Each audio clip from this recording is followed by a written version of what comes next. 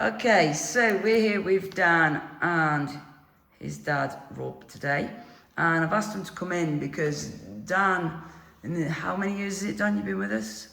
It'll be 8 next week, actually. 8 years he's been with us, has gone through some massive, I wouldn't say it's one transformation, I'd say it's numerous massive transformations.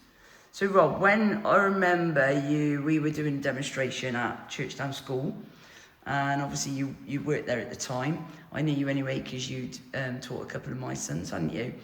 What subject did you teach them? History. History. Okay.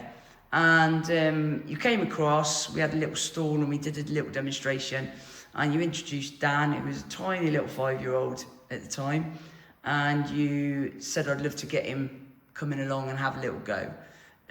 What was the main reason that you thought that martial arts would be good for Dan? So we wanted to boost his confidence a little bit, make him get some more resilience, and we tried a few other things. Just hadn't been the right thing for him, so we'd done like team sports, and he hadn't really enjoyed them that much. We wanted to try something where it was a bit more individualised. Yeah. And give him that ability to feel a bit more self-confident about everything really, and giving things a go. Yeah. So, got him booked in, didn't we? I think he came in, was it the end of August? Or? Yeah, it was near the end of the summer holidays. Yeah. And so would he'd have already been in school then, would he? Yeah, it was reception year 1 summer holiday, I think it was. Okay, cool. And I do remember him coming in because he was literally super glued to the back of your leg and hanging off your trousers, wasn't he? Yeah, he was. I had to do the stuff with him. And you had to do the stuff with him, yeah, for that first session. But it was only that first session, wasn't it? So yeah. He did his trial class, you signed him up. What was it that you saw that day that prompted you to want him to sign up? Jamie did quite a bit with him. I just thought Jamie was really good with him. Obviously I've taught Jamie, so I knew him. But how he came in and just came and stood alongside us doing it and kept showing Dan. And one of the leadership kids, who I can't remember the name of now, came over and helped him as well, and it felt like he was going to get that like individualised, targeted help rather than just leave him kind of floundering. Yeah. So then he came in, I think I taught him probably the next class, it would have probably been me, because it was here. Yeah. I've still got the pictures of him from his first class, which every time they pop up I send them over to you, don't I? Yeah. And where do you feel you were at the start, Dan? I don't even know. Can't really remember, can you? No, I don't. It's most of my life ago, but... Well, I remember you were very, very shy, and didn't have a lot of confidence or self-belief. And so that was something, obviously, we needed to work on with Dan. I mean, you're a teacher, Rob. What happens to the kids that really, really struggle, like...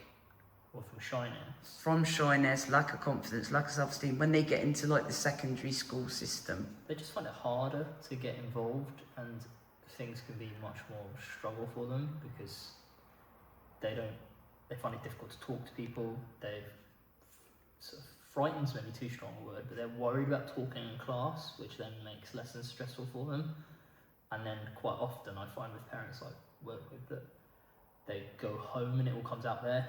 In bad behaviour. Or just in stress. Yeah. And worry and upset. So yeah, it can be a trigger for stuff. And obviously you would have recognised that with Dan being quite shy. His sister, got a younger sister who was pretty much the opposite at that point, wasn't she? Yeah, she's probably not quite so opposite as she used to be. But at that, I remember that point she was quite a live wire, wasn't she? So we chipped away, didn't we? We chipped away to the point where 2 years ago you took your black belt. Yep. And for me, I think that was a massive turning point for you. Getting a black belt with us isn't easy. Most martial arts clubs say that, but I know for a fact we don't make it easy because there's a process. There's a process. We have a black belt preparation, and which is, it's hard, but the reason it's hard is to build resilience. That is the main part of it, I believe, is building resilience and getting that mindset to be able to push through things. Okay? And by the time you took your black belt, you're a very different person. I'd had concerns about you starting secondary school because you were still quite quiet and, you know, probably not as loud as some that we have. And also you don't like a lot of change, do you, Dan? You like that certainty of what's going on and things like that. But you have smashed it. I mean, done absolutely amazing. No problems in the transition to secondary school at all. We've had other kids here that have really, really struggled with that transition, and you've done absolutely amazing. But it coincided with you starting secondary school and the build up to black belt. Yeah. So what do you think that did, Rob? I didn't think about transition to secondary school because he was thinking about doing his black belt, to Yeah. be honest with you. But it's you can see the determination in him that he has that's come from doing this. So he was it sports evening he had? Oh yeah, my Yeah, shoe came off. I yeah. just kept He going. was doing the 3,000 meters and his trainer came off and he just carried on and he Yeah. broke the school record. Some Whoa. other kid, But some other kid did some it other quicker kid than did me, it quicker, so so he didn't actually get the school record. Why didn't you tell me that? I thought I did. No. He doesn't show off. He's about very stuff. modest. It's not Yeah, about he's showing modest. off though, mate. Yeah. We got to reward these things, yeah? Yeah, that's amazing. So when was that? Second of July. Yeah. So there you go. Yeah. When? About a month ago. Oh, okay. Yeah. Okay. Start month. But you see that determination in him with like parkrun, which he does most weeks as well. Yeah. Even when it's hot and tough like it was this week, he doesn't give up. Just keeps kind of battling through. Yeah. And also he sets himself a lot of challenges as well, which is what I like. I like that he's constantly looking for the next challenge. You know, he's working at, obviously he's going to be taking second Dan black belt in It's like 12 days. a couple of weeks time, and he currently, we have an evaluation test which is quite tough, and Dan previously held the record. They have 15 minutes to do a lot of fitness and endurance tasks. And what was the record you held from before, Dan? So my record before was 6:59, and then when we did it 5 weeks ago, I did 6 minutes 38 seconds. So what's next? Something quicker. And no one's got near you yet, have they? They haven't got near him. So I love the fact that he'd wanted to better himself, which is what life's about, isn't it? He does it You every know. day though, at home. He Yeah, does it every single day. every single day. So, I think everyone should do that. well, Has yeah, he got you doing it yet, Rob? I did it with him the first time round, but I haven't done it with him this time because I broke my wrist. Oh, didn't I? of course, So yeah, I can't- yeah. Yeah. Yeah, but you do the running and stuff with Yeah, him, do the don't run- you? we did And car run together. And yeah. So, and also, when you first joined our leadership team, which is our personal development program, where you help out with the younger students, and we do a lot of personal development training within it. When I would ask you a question, it's only a small group, isn't it? Maybe 10 people. You found it very, very difficult to speak in front of them, and just really found it difficult, didn't you? So tell me what happened in school, which was a complete contrast to that. That was another one you didn't tell me about.